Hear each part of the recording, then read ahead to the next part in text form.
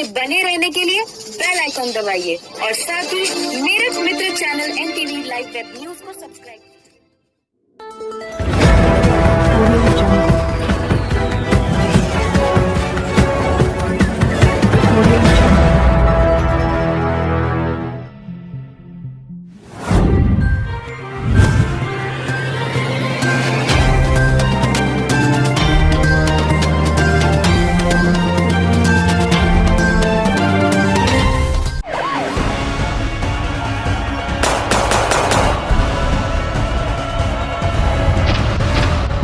जय हिंद।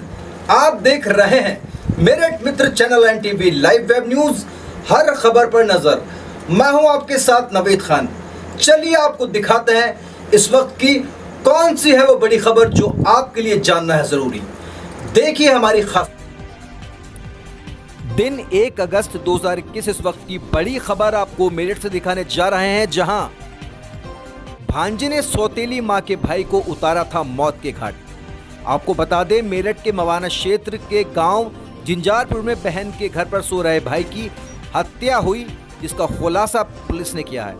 हत्या को अंजाम देने वाला पहली पत्नी का पुत्र था। पुलिस ने आरोपी को गिरफ्तार कर लिया है। पुलिस ने उसके पास से हत्या में प्रयुक्त हथियार भी बरामद कर लिया है, जिससे अपनी सौतेली मां के भाई की हत्या की गई थी। पकड़े गए आरोपी मोनू पुत्र योगेंद्र ने बताया कि उसकी माता की मौत के बाद उसके पिता योगेंद्र ने परमिता निवासी गांव बटावली बहसूमा से दूसरी शादी कर ली थी। उसने बताया कि सौतेली मां का भाई संजय उनके घर में रहता था, उनके साथ रहता था और वह उनके पारिवारिक मामले में हर समय हस्तक्षेप करता था, दखल देता था। सौतेली मां और उसके भाई संजय ने उस पर तांत्रिक क्रिया भी करवाई थी, इसके कारण उसके सीने में दर्द रहता था। उसने बताया कि मामा संजय उसको मारना चाहता था, कई बार उसके डंडे से पिटाई भी की।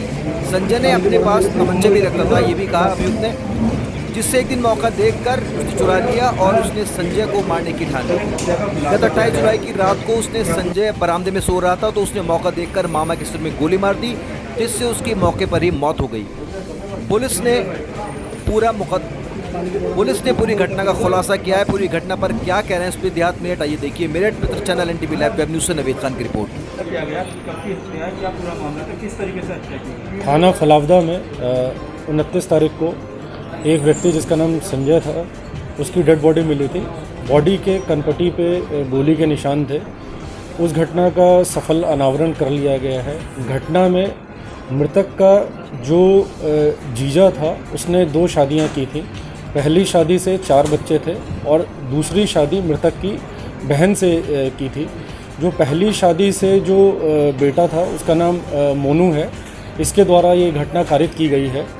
पूछताछ में इसके द्वारा ये बताया गया है कि शादी के बाद से जब इसके पिता ने दूसरी शादी की, अभियुक्त के पिता ने, उसके बाद से उसकी दूसरी बीवी और ये जो मृतक था, इन दोनों का घर के फैसलों में बहुत ज़्यादा दबाव रहता था। और इसके द्वारा बताया गया कि इसको ऐसी शंका थी कि ये दोनों मिलकर तांत्रिक के पास जाते हैं और तंत्र क्रिया करते हैं घर के ऊपर, जिसके कारण घर की स्थिति लगातार बिगड़ती गई। इसके जो 2 भाई थे वो भी घर से बाहर चले गए। इसकी एक बहन थी, उसके जो पारिवारिक और वैवाहिक संबंध थे वो भी, उनमें भी तनाव चल रहा था। और इसने भी, इसके द्वारा बताया गया कि इसे भी अपने सीने में और तमाम जगहों पे दर्द वगैरह की शिकायत होने लगी। तो इसके द्वारा एक पुजारी को दिखाया गया। तो पुजारी ने कहा कि ये शारीरिक रोग नहीं, आपके ऊपर कोई तंत्र क्रिया कर रहा है। तो इसके मन में यह बैठ गया कि घर में मृतक और उसकी बहन मिलके तंत्र क्रिया जैसी कोई चीज़ कर रहे हैं।